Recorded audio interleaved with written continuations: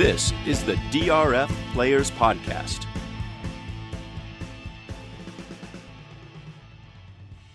Hello and welcome to the July 6th edition of the DRF Players Podcast.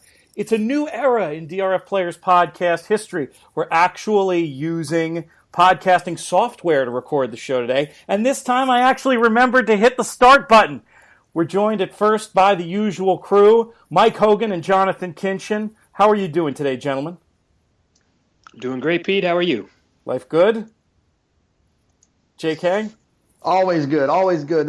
I got a little spoiled, Pete. For a little while, you were doing the thing. We talked about it. You were introducing Mike and then me, and I knew who was going to talk. And I think that our technology changes might have thrown you off a little bit this morning. So. I think that's to say the least. And I will say right now, we're basically odds on to have the next lost edition of the DRF Players Podcast. As many folks know, the greatest show we ever did was out in Santa Anita. I think it was over Preakness weekend, or maybe it was even before that, and we did this whole show. We were all amazing. We got off amazing lines. We each picked double-digit winners, and the show didn't record. So this could be the second one, but if you're out there in podcast listening land and you're hearing it, that means everything went okay.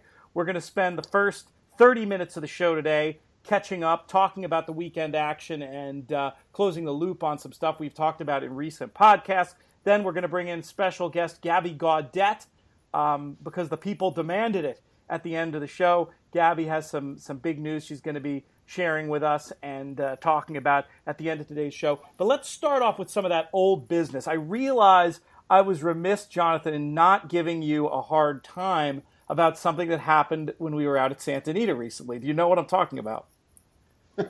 No, but I'm nervous. Good. That's how I want it to be. We gave me deserved guff for the previous trip to Santa Anita for being vanned off, not being able to finish a dinner after the night of our webinar when perhaps I was a little bit overserved by our friends at Santa Anita. I'm going to suggest, however, that you, as a paddock scratch for dinner on Saturday night at Santa Anita, this time was even worse, simply because I think we waited about half an hour for you to say goodbye personally to every single person who was hanging out in the Logan Suite on Saturday night before we headed to our nice dinner at Arroyo Chop House. And Duke Matisse and I just waiting at the door, rolling our eyes. Who's he saying goodbye to now? And then finally we get on the go and we're heading over there. You have your Uber and the text comes, you won't be making it to dinner after all. So I don't know, paddock scratch or vanned off. Mike, what's the bigger social faux pas? Geez, I don't know. I bet it sounds like I got to make some of these trips out there because I'm missing out on all these details. Vanned off is hard to bet back.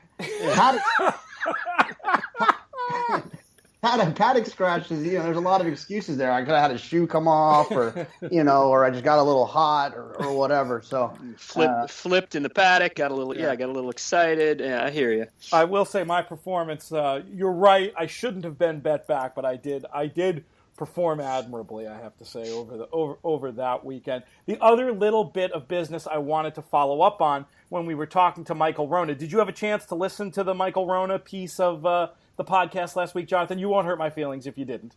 No, I absolutely did. No, I was excited to hear that. It's funny. I think that announcers are one of the most underrated, appreciated, part of our sport. I love announcers, and they tell the story. They navigate the story. It's the voice that I hear when I remember great moments.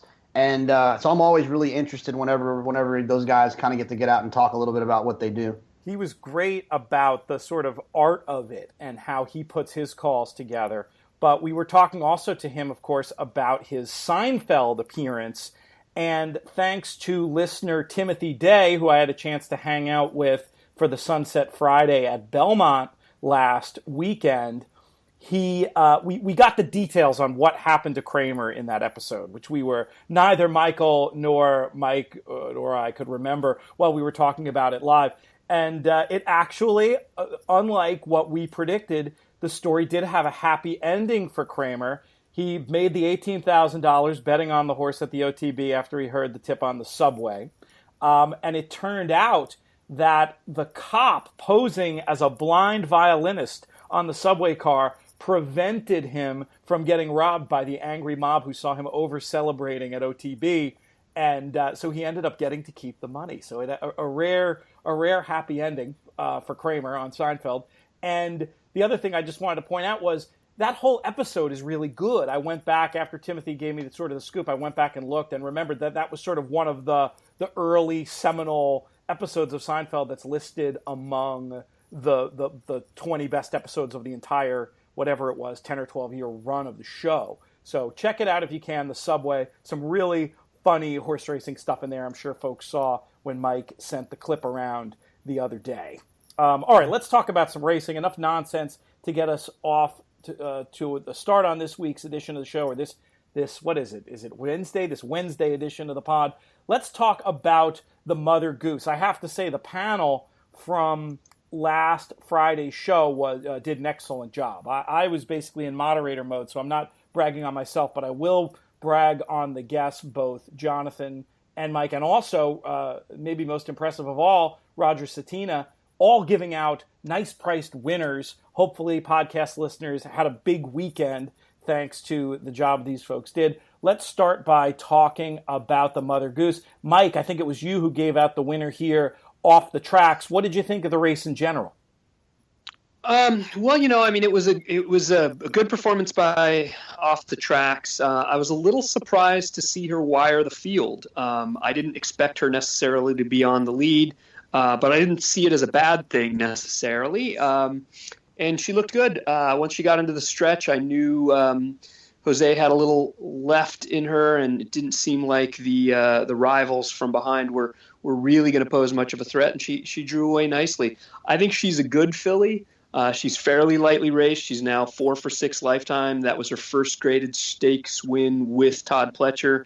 It was her first grade 1 win, having won the Schuylerville as a 2-year-old in the Rod Rodriguez barn. But she's a good one. I think she's as good as, in the conversation for as good a filly, 3-year-old filly as we have on the East Coast. Of course, Songbird is the leader for the whole division, but the East Coast fillies this year, they're pretty strong. Let's put a pin in the discussion of 3-year-old fillies just for a second. I want to hear Jonathan's specific take on the Mother Goose, and then we'll tackle that division question for a minute. But Jonathan, what were your general thoughts on the Mother Goose? I don't know. I mean, I thought it was really impressive. This is the type of performance that makes me fall in love with horses.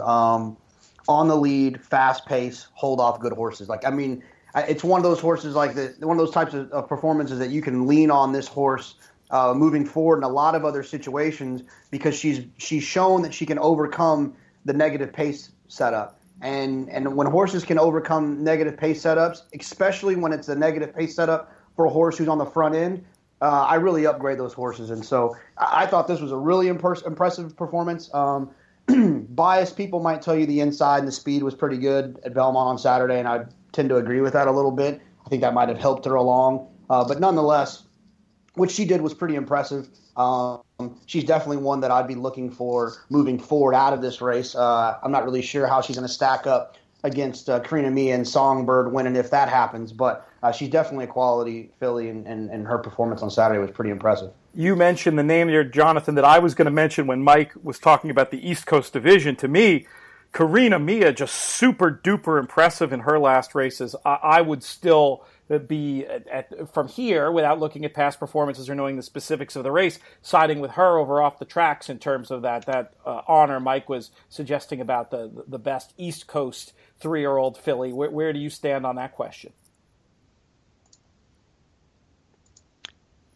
I thought you were talking to Mike. My fault. I completely agree. I think Karina Mia. I was actually saving it. You've coached me up on our pre-conversations of not arguing and saving it for the show. I was about to jump in on Mike when he said that when we were talking before the show started. I think Karina Mia is still much better than Off the Tracks, and I would definitely take her in a head-to-head situation when they finally match up against each other. I just think Karina Mia's races have just been super, super impressive. And like I said, with a little bit of a question mark about how the track was playing on Saturday, I'm going to need to see Off the Tracks do that on a track that might not have helped her out.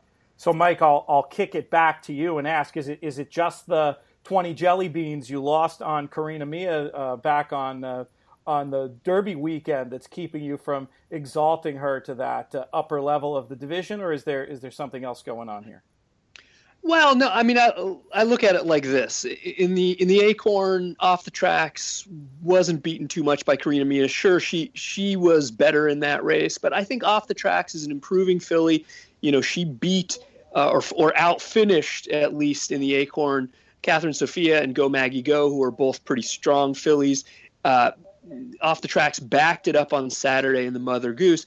I think she's one. I think most people would agree with you that Karina Mia is the best on the East Coast. My point is, off the tracks might not be that far behind her.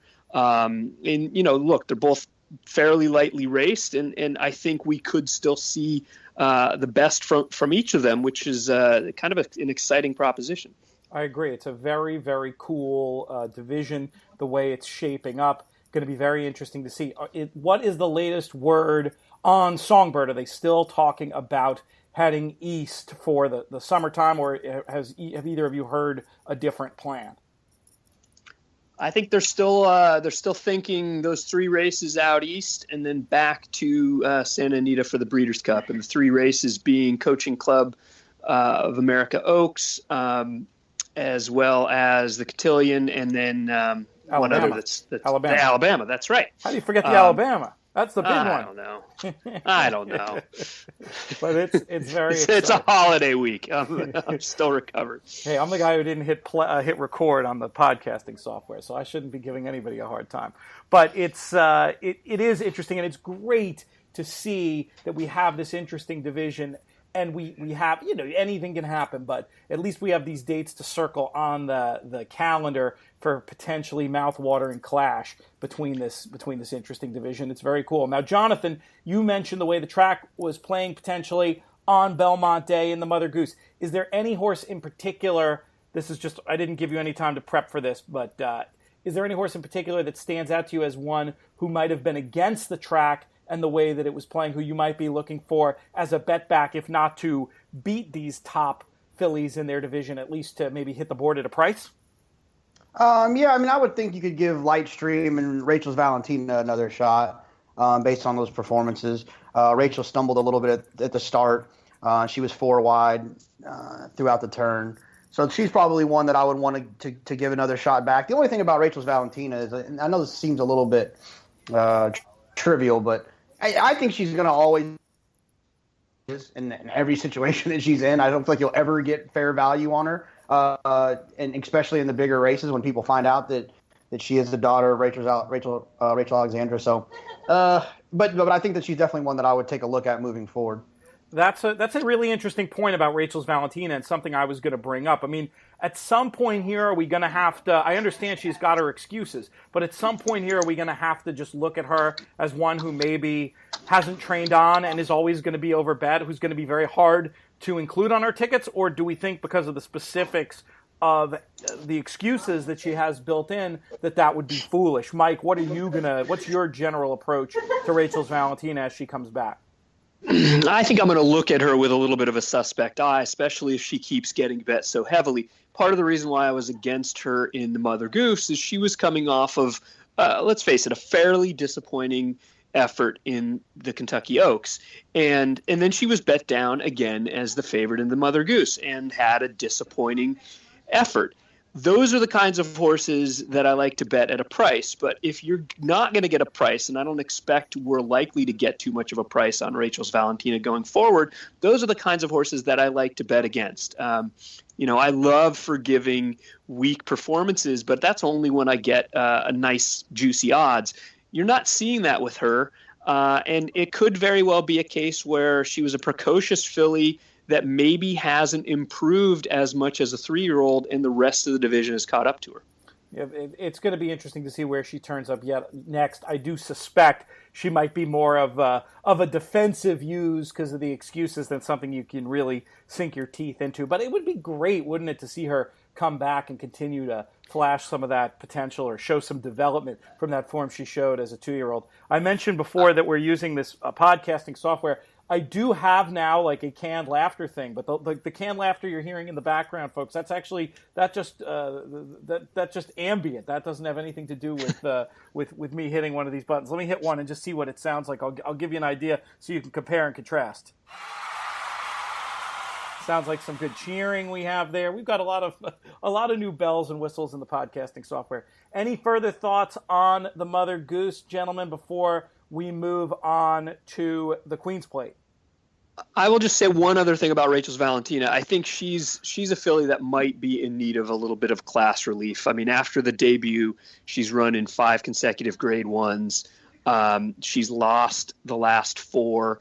Granted, she faced Songbird in 1, but then the other 3, I mean, maybe the Ashland took too much out of her and she's just trying to recover. But I think a little class relief, get some confidence back in her, and maybe that's when we'll see a good performance again. Do you think, Jonathan, there's a chance that's how she'll be campaigned, or do you think with what she's already worth and what she's accomplished, they're just going to be pedal to the metal with her? Yeah, I think they'll probably be pedal to the metal. I mean, she's had some pretty good performances.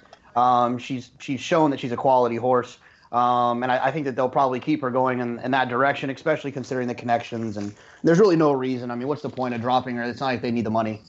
In that case, I'll bet against her every time. I mean, I don't know. She needs to convince me she's a Grade 1 filly as a 3-year-old.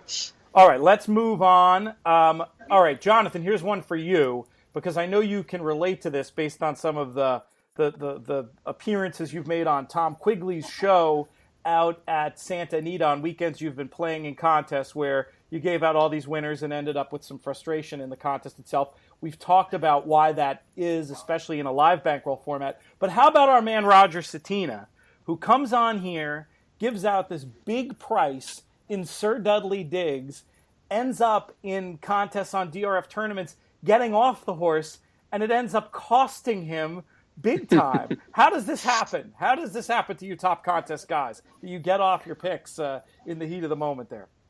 Well, I think the main reason that happens is because when you make the decision on Saturday morning or Sunday morning when you're going on one of these shows, or even like for us when we were doing the podcast on a Friday morning, things change.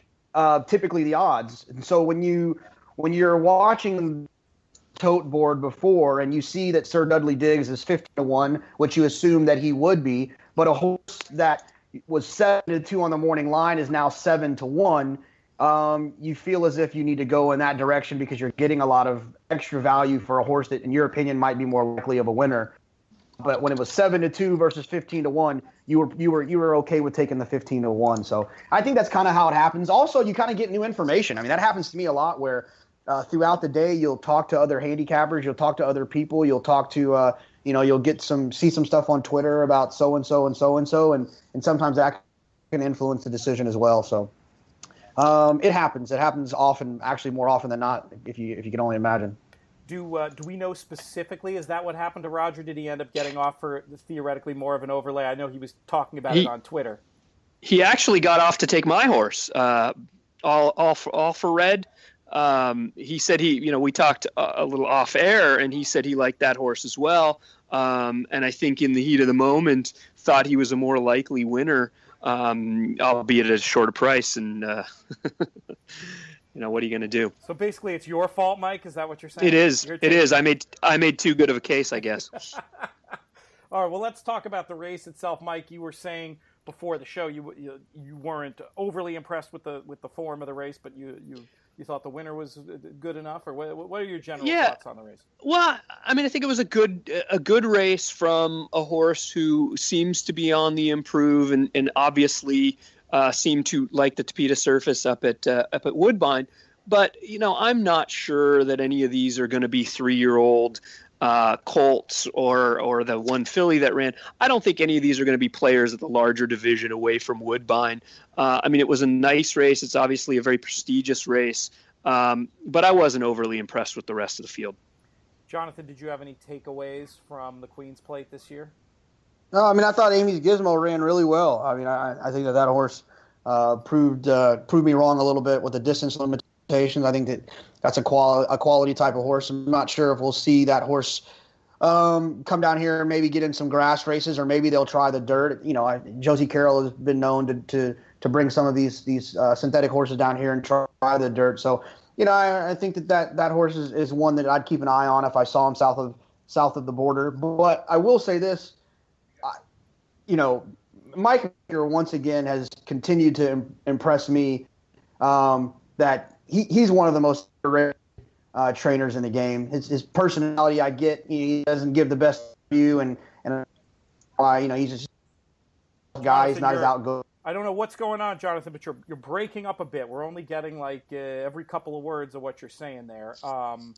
But I'm just filibustering for a second. We'll see. Maybe your connection will solidify. You could say I wasn't even sure who you were talking about there.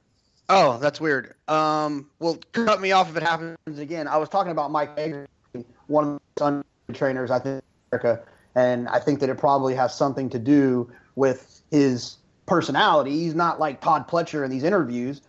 And so I think it might be a little bit harder for him to get some of the clients that Todd has. But he continues to impress me at all levels, at all surfaces, at all distances. And if I had a horse, I would have no problem sending it to Mike Baker. We were talking last show about the tendency that a lot of handicappers have noticed over the years with Maker's ability to just put horses in the right places, find horses who will excel on another surface. He just shows it again and again. And yeah, that's an interesting theory. I never really thought about that, but there's this other aspect to the job, of course, in terms of attracting people who are going to have to spend big money. And I don't know. I mean, I can't even recall a Mike Baker interview that I've seen. So that makes sense that maybe he's more interested in training horses than he is in being mediagenic, but it's not like it holds him back. I mean, he's got good clients, and he's just done an incredible amount of work with what he's got. And I don't mean to knock anybody who's polished in interviews or say that's why they're successful, but it's interesting to factor in a trainer's personality into the type of horses they may get. Mike, you're an aficionado of trainer stats. Is that something you ever think about when you're examining trainer stats, is sort of how their personality and the owners they get affect the stats that you're looking at on the page? Not necessarily. I mean, I think the way I might do that is if I know that there's an owner that's very, very hands-on, shall we say, and they like to maybe switch trainers quite a bit. They like to make the calls about placing their horses and which races. Then I maybe will downgrade this trainer stats a little bit compared to ones that let the trainers make the call. Let the trainers place the horses. And sometimes it depends. I mean, you might have the same trainer, and with certain owners, they have one tendency, and with other owners, they have another. But in general, how mediagenic they are, how their personality, I usually don't let that factor into my betting too much. That's actually a good segue. We've talked many times on the show derisively about this owner pick the spot concept and how very often it's a great way to find horses to bet against. Earlier this year, we had sort of the counter argument where, no inside info here, but just everything I was intuiting about Tepin running at Royal Ascot was that this was a potential owner pick the spot situation. One of my big examples was just having heard Mark Casse on the Steve Bick show maybe 6 weeks before, talking about future plans for Tepin and not even mentioning Ascot as a possibility. So it made me think that, of course, she goes and wins impressively, just showing what kind of quality she is and showing that I'm not going to cop to being wrong about that. I'm going to say that she's just so good and the Casse operation is so good, they went ahead and were able to win anyway. But that segues nicely just to talking about the Casse barn and the amazing accomplishments that just keep rolling up this year. What was the final lowdown over the weekend, Mike? How many stakes did Mark Casse win? Well, Saturday and Sunday, I think he may have been shut out on Monday. So just on Saturday and Sunday. Freezing cold. I know. They're the start of the cold streak. On Saturday and Sunday, 5 graded stakes, 5 stakes. I think 4 of them might have been graded, 1 grade 1, 3 different tracks, two countries. Pretty impressive weekend for Mark Casse. Jonathan, what do you make of a barn when they're going that hot? As a handicapper, does that just make you include every single one of their horses for the time being, or do you look at it in the bigger picture? What do you think of this impressive run by the Cassie barn? It might be a mistake, but I don't typically upgrade horses because the barn's going hot. I will downgrade horses if the barn's going cold, but that's more of a, there's something going around the barn. Some of the horses maybe got a cold or something like that. That's kind of why I'll downgrade on a cold situation. But hot, I don't really upgrade horses. But I will say it's pretty impressive. I've got to talk about it a little bit here. But Travis Stone and Norm have become really good friends living in Louisville together, and I've got to hang out with Norm a few times, and I see how hard those guys work, and some of their frustrations from how tough Saratoga has been to them, and to have the success that they're having right now on the biggest stage is really cool to see, and I look forward to kind of seeing how they can kind of transition their success from the spring into the summer, and maybe Saratoga will be a little bit better for them this year. Norm, of course, Mark's son, assistant trainer Norm Cassie, who trains the Kentucky string of the operation. And that's a great point. They did, certainly at the beginning of Saratoga last year, get off to that cold start. Maybe they'll be able to have a Saratoga to remember this year. We've seen it so often. Sometimes barns take a little bit of time in their current iterations to really fire at all cylinders at a meet like Saratoga. It's just so tough. There's so much competition. But I think that'll be one of the storylines to be paying very close attention to as we go forward. Jonathan, did you make it out to Churchill on Saturday night where a couple of those stakes wins happened, I believe? I did make it out. It was fun. Night racing at Churchill is amazing. If you've never been, it's one that I'd try to pencil in on the calendar at some point. It's just a cool vibe. The city kind of gets excited. They try to make it a little bit of a party, and racing under the lights is always something that has had a special place for me. And when I first started playing, it was Friday nights at Hollywood Park. I'd get home and it'd come on about 9 o'clock Texas time, and I'd have 6 adult beverages and maybe cook a steak and just watch the races. So whenever the lights are running, it kind of gets me excited. So it was definitely fun to be out there. It was definitely fun to see Norm have the success they were having. So it was a good time for sure. My lone night racing memory, the last time I went night racing, other than harness, but for the flats, unfortunately, is not a good one. Had a very small share in a horse who was entered at the Meadowlands. It was a big horse, about 17 hands. A horse I've told some stories about on this show before. If folks want to do the detective work to see the jockey I'm going to be speaking ill of, you could do it on your own. I'm not going to go ahead and bash. But I swear when the jockey walked into the paddock and saw this horse who looked like he was ready to jump a hurdle but had enough speed and ability to run really well on the flat too, I swear he was scared. It was not a look you ever want to see on the face of your jockey. Didn't work out so well. But I think you're right. I need to get back and do some nighttime flat racing. In your time in the game, Mike Hogan, have you ever experienced racing under the lights? Yeah, a little bit. I years ago, I was actually when we had our mare who foaled filly at Harris Farms. We took a trip down. We saw the filly. She was a few weeks old. Then we drove down Southern California. My wife and I think she may not have been my wife even yet at that point. We did the Santa Anita Los Alamitos doubleheader. Nice.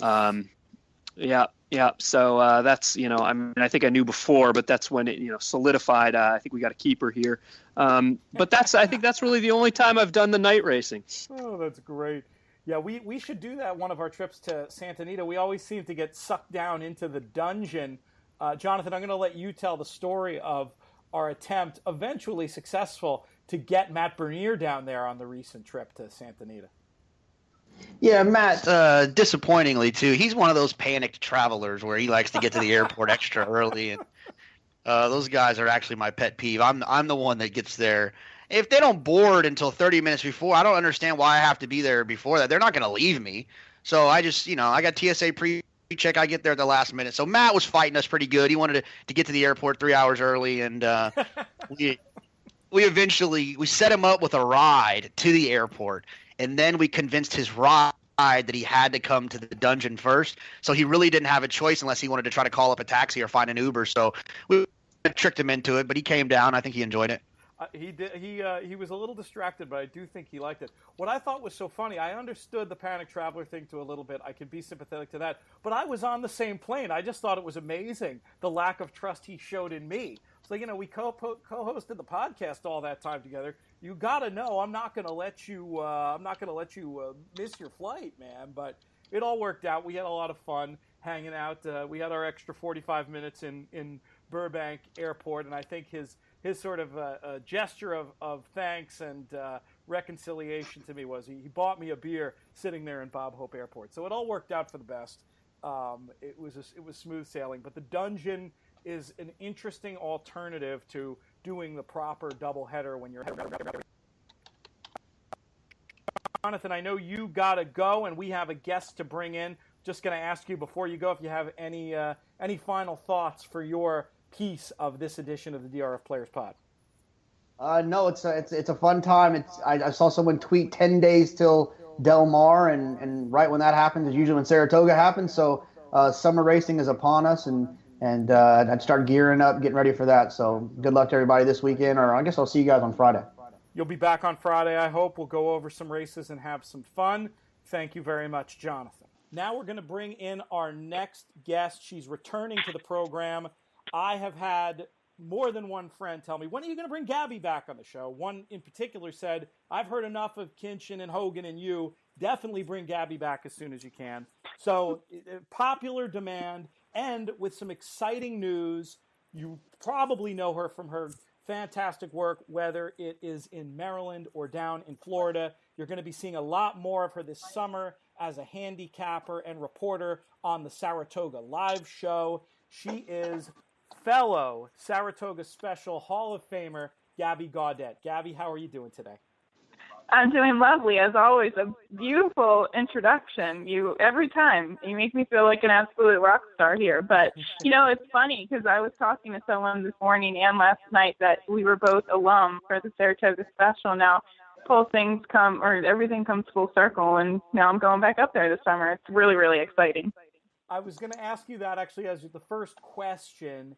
Is you'd already spent some time in the game before your time at the Special. For folks who don't know, it's a newspaper that runs in print and online just for the Saratoga meeting, run by Sean Clancy and his brother Joe, and also Tom Law. Over the years, in addition to providing all kinds of excellent horse racing related content, it has proved a bit of a finishing school, training ground for a number of people, including two of the three in this podcast right now. And Gabby, I just wanted to ask if there was one lesson or anything in particular you felt like your experience working with those folks at the Saratoga Special helped you with. I think it was a multitude of different things, to be honest, Pete. That was the first opportunity in racing I ever really got in terms of media. And I think it just really shined a light on work ethic. You had to go out there every morning. You had to get things done on a deadline. You had to go back to the office, edit till, 12 o'clock in the morning and do it all over again. So I think, you learn also interviewing skills. I am actually a very shy person by nature, and I've kind of cracked out of my shell just in terms of, approaching people, trying to connect with people, interviewing people, because that's part of the job, obviously. But I think that made me take huge strides in that direction, just having to go out, interview Todd Fletcher, who I was extremely intimidated by at the time, and just go around the backside and, interview kind of the stars of the sport.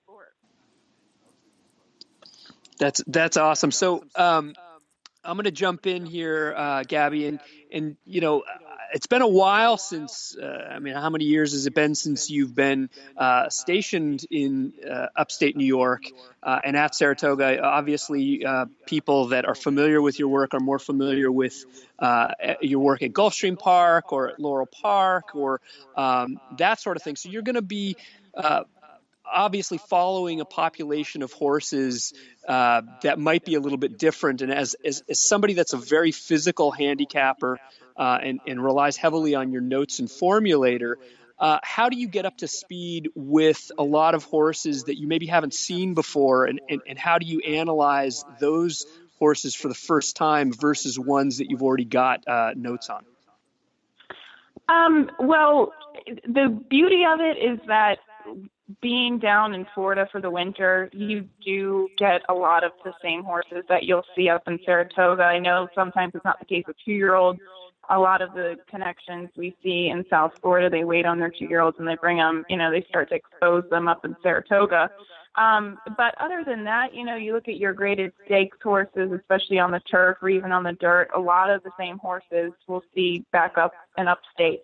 At the same time, I try to do the legwork. I watch races every day from, coast to coast or worldwide as well, just to keep up to speed, because I think that's something that's very important. You never want to get behind in terms of knowledge and, of course, paying attention to big races. But also, I think it was a similar transition going down to South Florida that I'll probably have going to Saratoga this summer, and that it might take me a week to really get in the groove of things, but you just apply the same knowledge that you have. I think the beauty of it is that I've had experience in the past trying to acclimate to different circuits.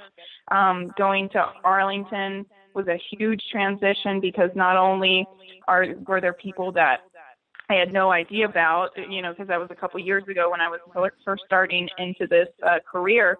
And then you also have the different surface you have to take into consideration, the synthetic track. So I think it's going to be very helpful that A, I got to experience some of the horses down in South Florida over the winter, and B, I've had experience in the past making these types of transitions.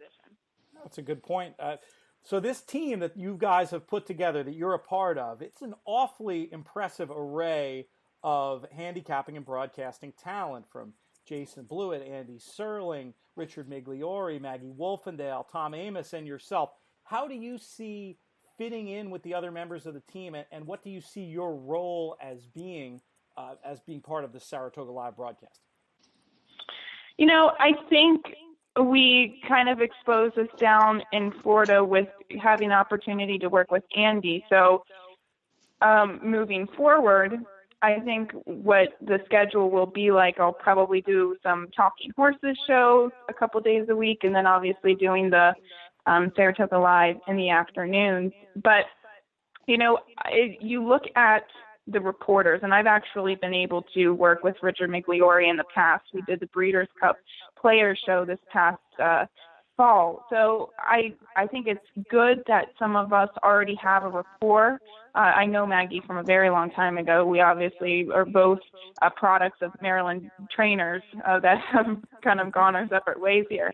But I think Maggie's obviously very excellent physical handicapper. Richie does a fantastic job kind of leading horses into the gate on the shows so far. We have Andy. Jason is obviously a very good host. So I'm just hopefully going to be part of it, just analyzing races, showing, trying to, give my perspective on different things, and just, try to provide the public with as much information that I possibly can, at the same time having some fun in the meantime. Love it.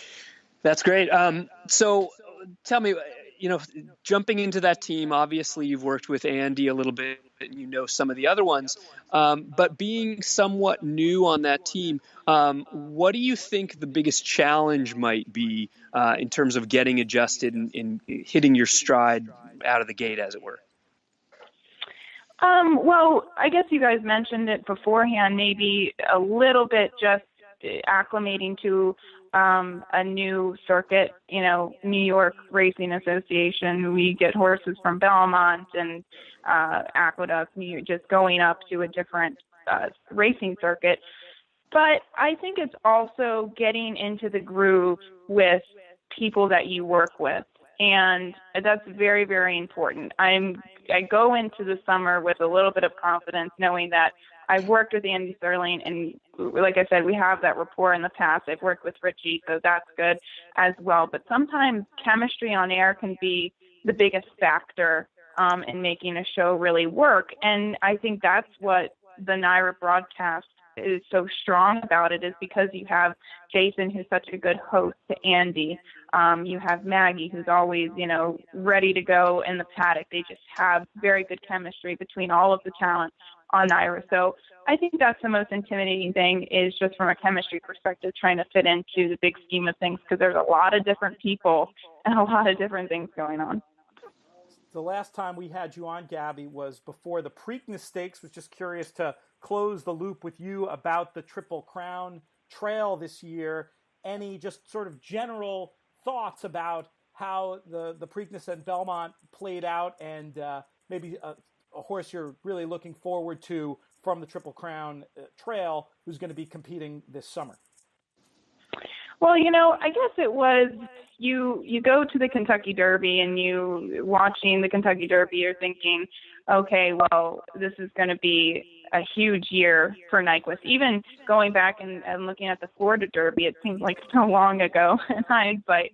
But looking at, the steady progression with Nyquist, and I still remain with the opinion that he ran a fast Derby and he ran a brutally fast Preakness, and sometimes horses just can't recover from that.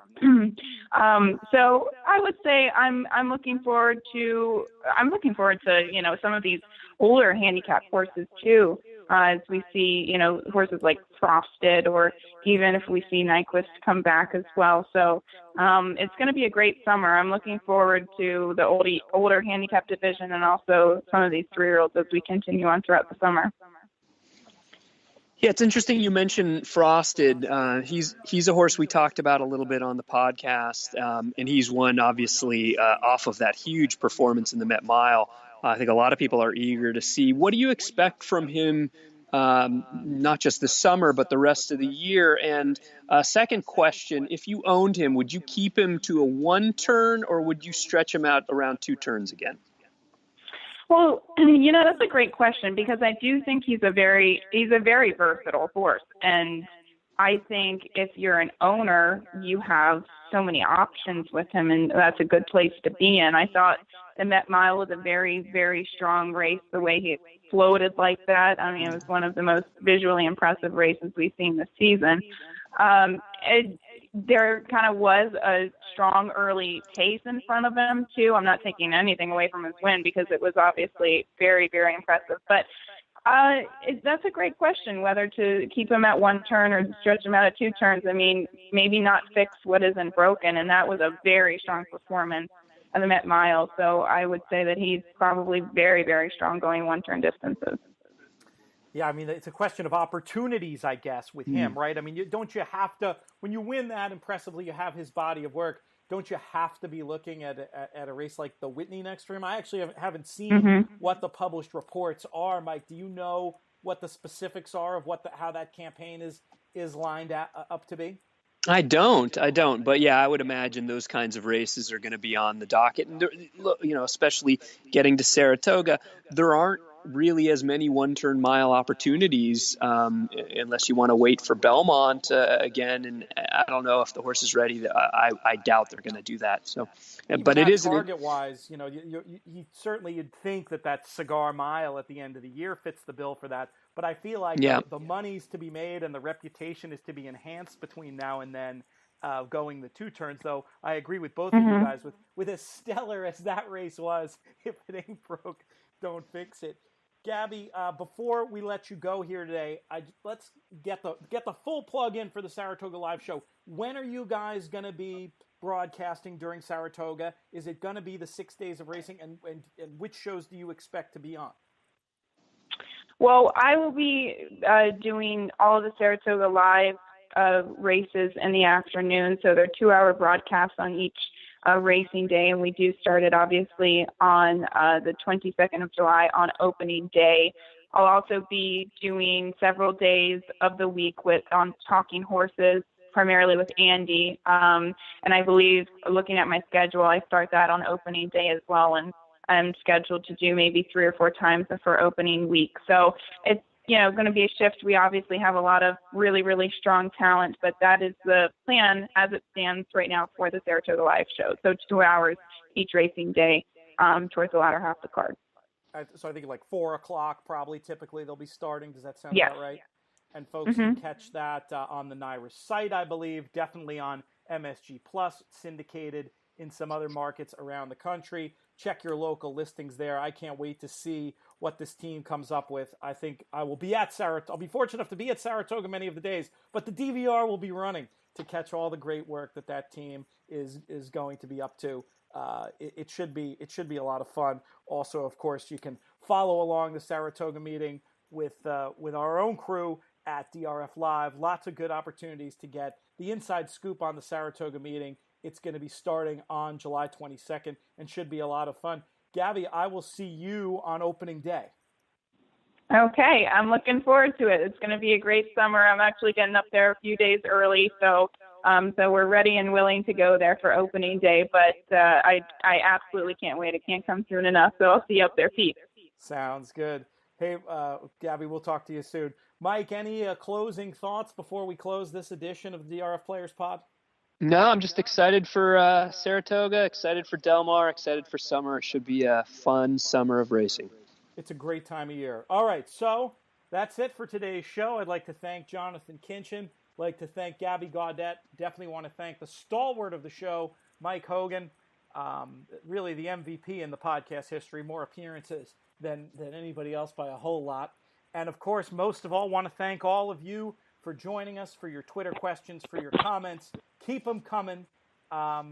You've been listening to the DRF Players Podcast. We'll be back on Friday. May you win all your photos. Win all your photos. Win all your photos. Win all your photos. Win all your photos. Win all your